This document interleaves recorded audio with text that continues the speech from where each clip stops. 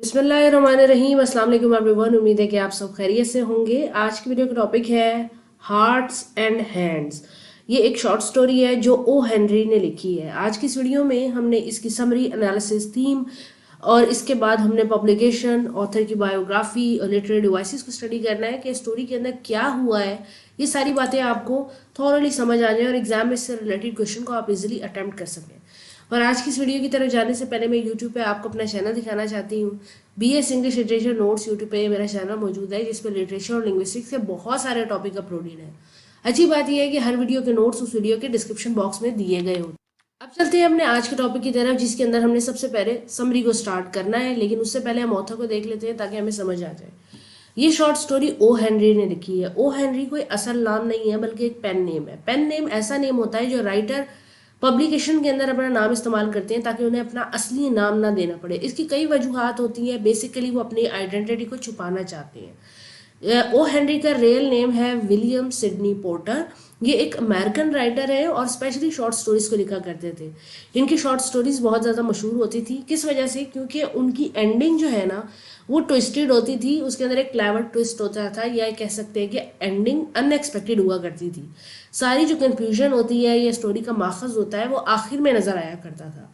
इसके अलावा ironic humour भी है इसके अंदर, यानी कि सीरियस संजीदा नहीं लिखते थे बल्कि आयरनी पे बेस्ड स्टोरीज लिखा करते थे। इसके अलावा ये अमेरिकन राइटर तो थे ही और न्यूयॉर्क सिटी के अंदर रहा करते थे, तो न्यूयॉर्क सिटी की जो लाइफ है वो दिखाते थे। सेम स्टोरी के अंदर भी आपको न्यूयॉर्क सिटी की ट्रेन नजर आएगी जिसके अंदर पैसेंजर आपस में बैठे हुए हैं और उनकी ये कहानी है। अगर हम ओ हेनरी के स्टाइल को देखें तो विटी डायलॉग, यानी कि सियाने बड़े मजे के डायलॉग इस्तेमाल करते हैं, लफ्जों के साथ खेला करते हैं और ह्यूमन नेचर ऑफ ऑब्जर्वेशन के ऊपर इनकी थीम होती है। अगेन जब ये स्टोरी एंड होगी तो आपको पता लगेगा कि लोगों की ऑब्जर्वेशन की वजह से पता लगा कि ट्विस्ट है क्या। स्टोरी स्टार्ट होती है एक ट्रेन स्टेशन के ऊपर और एक ट्रेन दिखाई जाती है जो कि ईस्ट की तरफ जा रही है और BM एक्सप्रेस उसका नाम है। उसके अंदर एक बहुत ही खूबसूरत सी लेडी बैठी है जो हाई क्लास की लेडी लगती है। उसका नाम है मिस फेयरचाइल्ड। अब ये अकेले सफर कर रही है। क्यों? क्योंकि ये किसी दोस्त को मिलने के लिए जा रही है। अब मिस फेयरचाइल्ड जो है वहाँ ट्रेन के अंदर बैठी होती है, किसी से बातचीत नहीं कर रही होती, हाई सोसाइटी की लग रही होती है, बहुत ज़्यादा खूबसूरत ब्लॉन्ड भी होती है कि इतनी देर में दो पैसेंजर आके उनकी सामने वाली बर्थ पे बैठ जाते हैं। क्योंकि ट्रेन के अंदर जॉइंटेड सीट्स होती हैं तो एक पे मिसेस फेयरक्ला बैठी है, बिल्कुल सामने वाली जो सीट है उसके ऊपर दो मर्द आके बैठ गए हैं।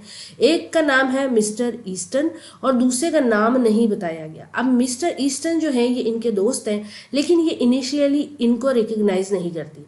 अब मिस्टर ईस्टन जब आते हैं तो वो एक ट्विस्ट है उनके पास कि वो हैंडकफ्ड है।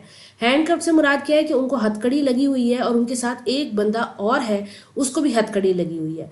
मिस्टर ईस्टन के राइट हैंड के अंदर हथकड़ी लगाई गई है और जो दूसरा बंदा उनके साथ है उसके लेफ्ट हैंड में हथकड़ी लगी हुई है।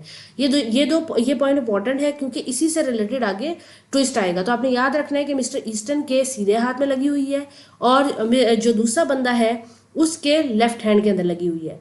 तो मिस्टर ईस्टन को जैसे ही मिसेस फेयरक्लफ पहचानती हैं, वो देखती हैं कि वो उसने अच्छे कपड़े पहने हुए हैं, वो डिस्क्राइब कर रही हैं।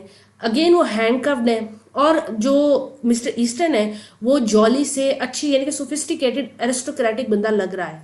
लेकिन उनके साथ जो दूसरा बंदा है वो एक अनहैप्पी और रफली ड्रेस्ड है और उसके अलावा उसकी बॉडी थोड़ी सी बड़ी है और उसका फेस ज़्यादा सीरियस सा नजर आता है। मिस फेयरचाइल्ड पहले तो मिस्टर ईस्टन को जो पहचानती हैं उसे सलाम दुआ करती हैं, उसे कहती हैं कि क्या तुमने अब अपने पुराने दोस्तों को पहचानना बंद कर दिया है।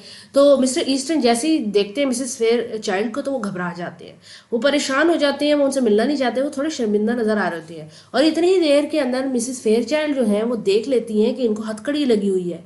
अब वो हथकड़ी देखने के बाद मिसेस फेयरचाइल्ड का भी रंग उड़ जाता है और मिस्टर ईस्टन शर्मिंदा हो रहे होते हैं। तो जो दूसरा बंदा जिसको हथकड़ी लगा हुआ होता है वो बताता है कि मिस्टर ईस्टन जो है वो एक मार्शल है, यानी कि एक पुलिस वाले हैं, एक डिटेक्टिव हैं जिन्होंने मुझे अरेस्ट कर लिया है और ये मुझे जेल के अंदर लेके जा रहे हैं, जेल में बंद करने के लिए। और क्यों मुझे लेके जा रहे हैं? क्योंकि मैंने फेक मनी, यानी कि नकली नोट बनाने का बिजनेस स्टार्ट किया था। अब जब मिसेस फेयरचाइल्ड ये बातें सुनती हैं मिस्टर ईस्टन के बारे में तो वो एक सुकून की सांस लेती हैं और मिस्टर ईस्टन को एडमायर करना स्टार्ट कर देती हैं।